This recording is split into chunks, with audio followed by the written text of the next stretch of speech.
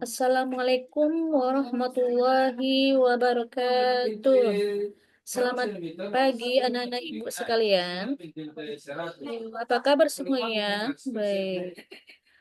Alhamdulillah. Sebelum kita mulai pembelajaran hari ini, mari kita berdoa untuk mendapatkan berkah dari pembelajaran kita hari ini. Berdoa kita mulai. Bismillahirrahmanirrahim. Raditu billahi rabba wa bil islam madina wa bi muhammadin nabiyya wa rasula. Rabbi zidni ilma warzuqni fahma ya arhamar rahimin. Amin ya rabbal alamin. Baik, kita mulai pembelajaran hari ini dengan materi Su'abul Iman. Sebelum kita melangkah ke Su'abul Iman, ada baiknya kita pahami dulu apa sih iman itu. Iman adalah kepercayaan atau keyakinan atau ketetapan atau keteguhan di dalam hati, ya, yang berkaitan dengan hati, ucapan ataupun perbuatan yang tanpa ada keraguan sedikit pun. Itulah iman. Jadi iman itu mempunyai 6 pilar. 6 pilar itu yang mana? Itu disebut dalam Islam adalah rukun iman. Yang mana itu, Ibu? Yang pertama itu iman kepada Allah, iman kepada Rasul, sampai iman kepada Qada dan Qadar. Itulah dia pilar yang disebutkan di dalam keimanan. Ini perlu kita pahami dan kita tumbuhkan, kita terapkan dalam kehidupan kita agar kita menjadi manusia yang mempunyai ketakwaan yang tinggi di hadapan Allah Subhanahu wa Ta'ala. Itulah dia iman. Baik, jadi kita sampai apa? Su'abul iman itu cabang-cabang iman. Jadi cabang-cabang iman ini mempunyai definisi amalan atau perbuatan yang perlu kita perbaiki dan kita tingkatkan di hadapan Allah Subhanahu wa Ta'ala. Inilah dia su'abul iman. Baik, kita masuk dengan pengertiannya. Su'abul iman adalah pribadi yang mempengaruhi lingkungan. Maksudnya adalah individu yang memiliki kualitas kepribadian luhur dan dapat memberi pengaruh positif bagi lingkungan sekitarnya. Dalam persentase ini kita akan mempelajari lebih dalam tentang apa itu konsepnya, ciri-cirinya, perannya, dan langkah-langkahnya menjadi su'abul iman. Dalam hal ini harus kita tingkatkan bagaimana kita menjadi manusia yang lebih tinggi kualitasnya sehingga kita lebih tinggi derajatnya di hadapan Allah Subhanahu wa Ta'ala. Jadi su'abul ini sangat penting untuk kita pelajari sesuai dengan firman Allah dalam surah Al-A'raf ayat 54. Bagaimana dikatakan di sana?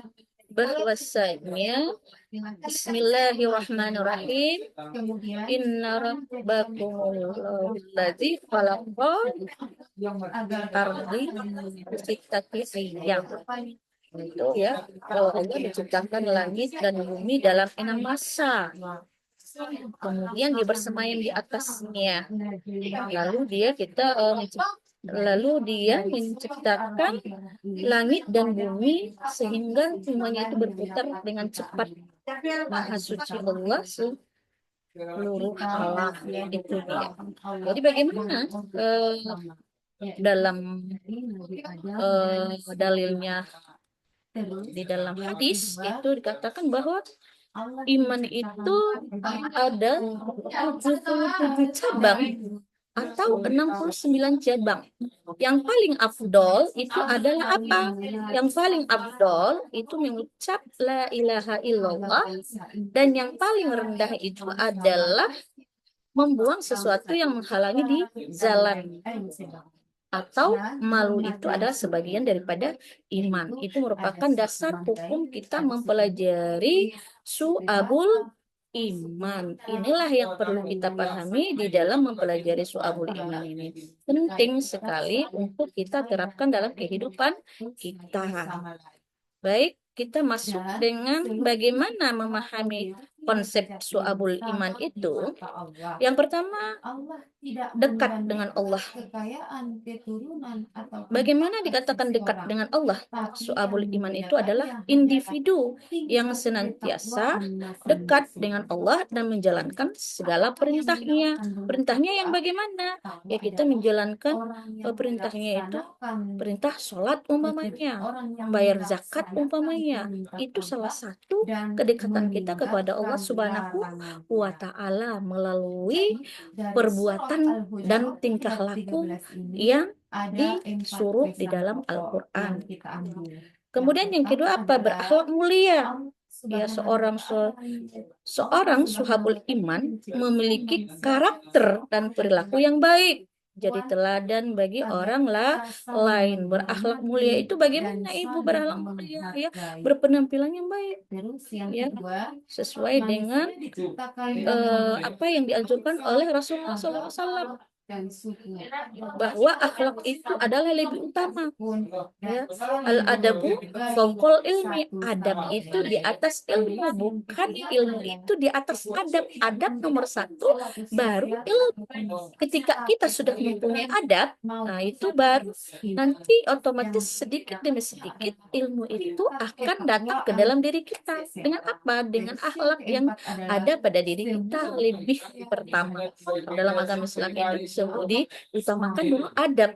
Al-adabu fawqal ilmi. Kemudian yang ketiga apa? Bermanfaat bagi sesamanya. Selalu berusaha untuk memberikan manfaat dan kontribusi positif bagi lingkungan dan masyarakat sekitarnya. Ini dia berarti kita harus bermanfaat bagi sesama, ya, baik kepada orang tua, baik kepada guru, baik kepada masyarakat, itu kita menjadi bermanfaat, kita bisa lebih baik antara semua makhluk hidup yang disebutkan di dalam Al-Quran. Jadi kita bisa memberikan nilai-nilai yang positif kepada mereka, mengajarkan ilmu agama, umpamanya mengajarkan apa mengajarkan sesuatu yang baik-baik kepada orang lain, atau kita membantu sesama yang membutuhkan, itu salah satu yang disebut dengan bermanfaat kepada orang lain. Itu salah satunya. Oke, sampai di sini ada yang kurang jelas? Baik, semua sudah paham? Paham. Baik, kita cukupkan dulu materi kita hari ini. Kita sudahi dengan kita alhamdulillahi rabbil alamin.